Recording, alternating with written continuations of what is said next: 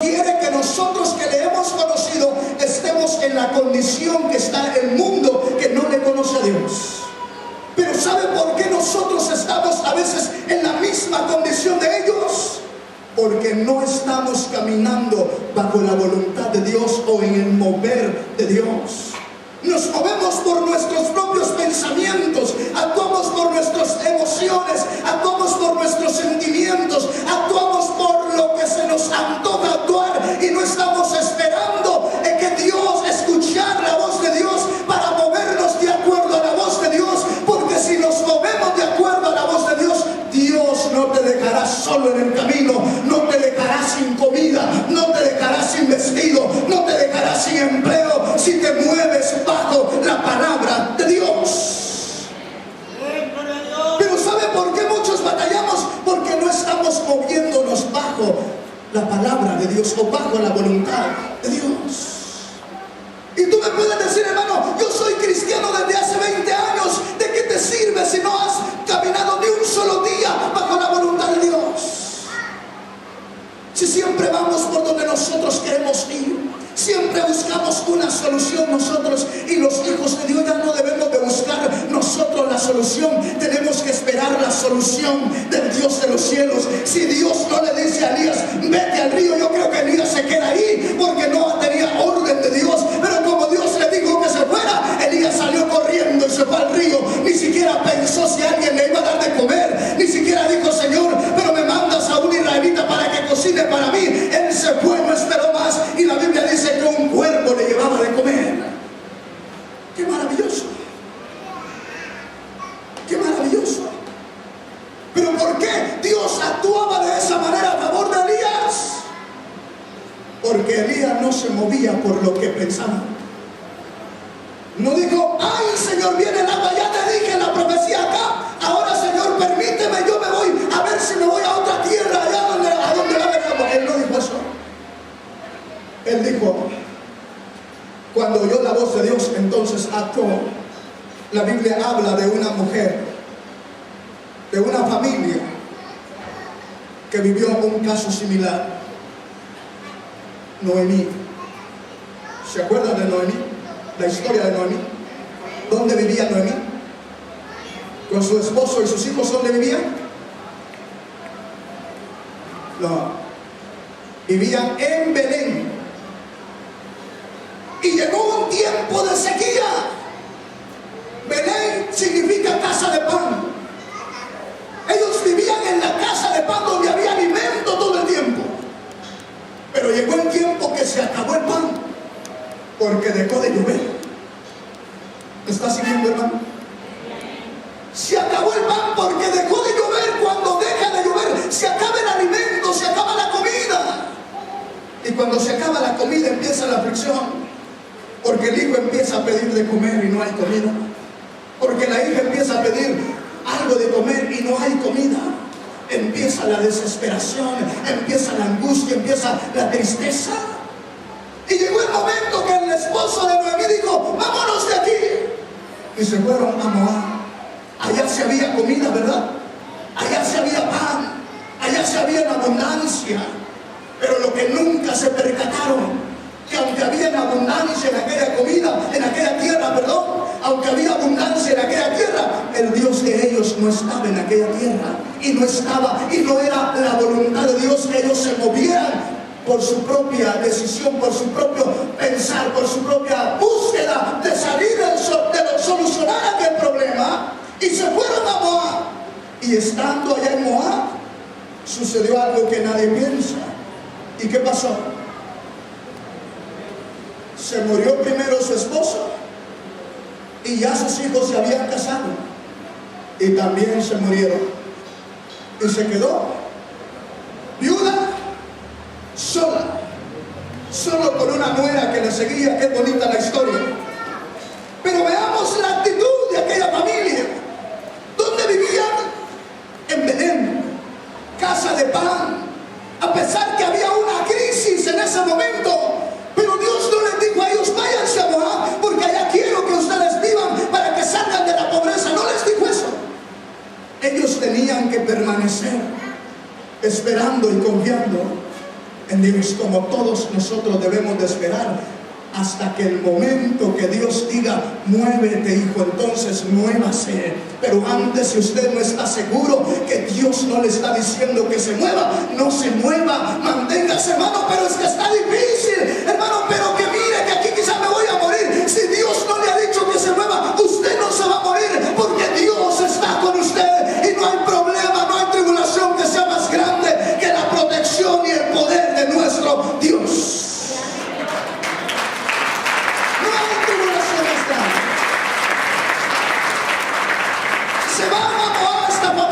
Y regresa sola la mujer. Y cuando regresa a Belén, ya estaba Belén de nuevo próspera. Ya había nacido el pan, ya había salido, ya había pan de nuevo. ¿Por qué tuvo que irse aquella familia? Por su propia decisión.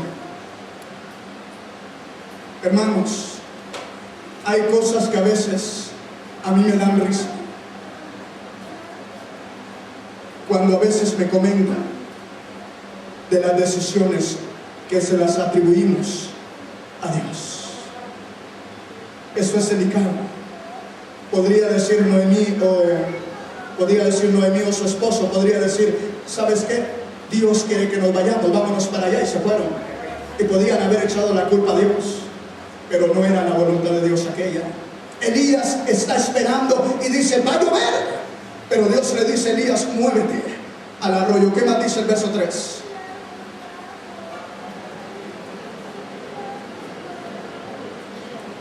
¿Qué dice? Apártate de aquí y vuélvete al oriente, escóndete en el arroyo que está frente al Jordán. ¿Y qué dice el verso 4? Beberás del arroyo. Yo he mandado a los cuervos que te den ahí de comer. Qué precioso es Dios. Pero ¿cómo se estaba moviendo Elías? ¿Por su pensamiento? ¿Por su emoción? ¿Cómo se estaba moviendo? Por la voluntad de Dios, por la palabra de Dios. Elías era obediente a la palabra de Dios. Y Dios le dice, ¿sabes qué? Muévete, vete al arroyo aquel, porque aquí hay una tremenda sequía, y va a haber una tremenda sequía, que no va a haber agua para tomar, que se va a poner el litro de agua a 50 pesos, pero a ti te voy a dar gratis. Elías, vete para el arroyo. Señor, ¿pero qué voy a comer allá? Dice el Señor, también he mandado a los cuervos que te den de comer ahí. Qué precioso es nuestro Dios. Hermano, yo no sé si tú te gozas, pero ¿sabes por qué yo me gozo al leer esto? Porque yo soy hijo de Dios. Yo no sé si tú, pero yo he creído en Cristo, y si he creído en Cristo soy hijo de Dios. Y si Dios cuidaba de Elías, Dios cuida de ti y de mí si has creído en Cristo. Pero si tú no has creído en Cristo, entonces sí estarás en la misma condición que estará el resto del mundo. ¿Por qué? Porque veamos la provisión de Dios. ¿Para quién es? ¿Para quién es? Para sus hijos. No está proveyendo para todo el pueblo, no, porque todo el pueblo estaba rebelde, había sido influenciado por Acab el rey.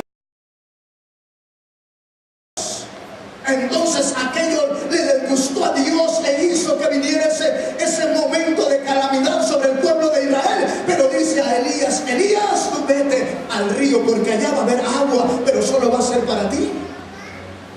Precioso, ¿verdad? Ni siquiera le dijo, llévate al rey, porque tú eres bien amigo del rey, y el rey es el presidente, es el que gobierna Israel. Llévatelo también. No, dijo, es para ti. Ni siquiera del rey se acordó el Señor ahí, ni siquiera del rey tuvo misericordia. ¿Sabes por qué?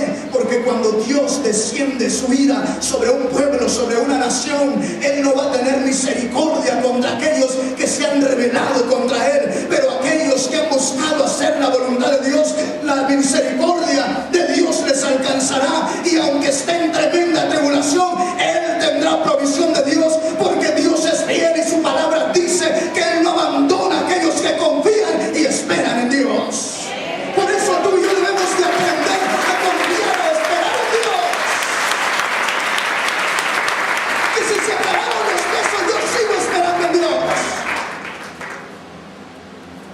¿Me entienden, hermano? Que si hay desempleo, yo sigo esperando en Dios, porque yo tengo a alguien que ordena por mí. Le dijo a Elías, vete. Pero Elías no se quedó, Señor, déjame ver cómo se mueren aquí mis enemigos. No dijo eso. Él caminó. ¿Qué tenemos que hacer tú y yo? Caminar a la palabra de Dios. Lo que suceda atrás, ¿qué nos importa a nosotros? Es decisión de cada persona, de cada hombre, ponerse a cuentas con Dios o tener a Dios de enemigo. Yo prefiero tener a Dios como mi amigo y como mi Señor que tenerlo de enemigo, porque si lo tengo de enemigo, la ira de Él va a caer sobre mí, pero si lo tengo como amigo, la misericordia de Dios me va a alcanzar, y aunque así pase lo que pase a mi alrededor, yo estaré guardado por la grande misericordia de Dios y por su protección divina que guarda a aquellos que están caminando con Él y confiando en Él. Estamos leyendo, hermano, dice, beberás del arroyo. Ni siquiera le dijo, ahí hay una gotita de agua, un pocito, un arroyo. Un arroyo. Ahí vas a estar bien, Elías. ¿Qué más quería Elías? Imagínese a Elías. Yo me lo imagino debajo de un árbol, el sol caliente, dando todo lo más caliente que se puede, y Elías sentado a la orilla del río. Cuando estamos en la orilla del río, el calor es menos, ¿verdad? ¿Ha experimentado usted cuando ha ido a la orilla del río? Es menos el calor, ¿verdad? Porque sale la brisa, lo fresco del agua, y está uno más tranquilo. Tantito se aleja 1 o 2 kilómetros y está pero que sudando, con el tremendo calor que necesita una horchata bien fría para que le enfríe un poquito el calor. Pero Elías de horchata necesitaba, como que si tenía calefacción donde él estaba, porque estaba la brisa del agua, estaba fresco. Todos muriéndose allá de la sed y el calor, y él le daba sed y se agachaba y tomaba agua. Qué precioso, ¿verdad? Qué precioso. Yo quiero vivir así. Yo no sé si tú quieres vivir así, pero yo sí. Yo quiero vivir así, teniendo a Dios a mi favor. Porque si tengo a Dios a mi favor, todos se pueden estar muriendo, pero yo estoy en pie. Elías tiene que estar apartado por allá, el rey sufriendo en su palacio, muriéndose, viendo a su ganado morir, y Elías sentado allá en lo fresco de un árbol. Le daba sed, se agachaba y tomaba. Tenía hambre y aparecía un cuervo ahí trayéndole comida. Qué tremendo, qué maravilloso es eso. Yo no sé si tú has visto eso.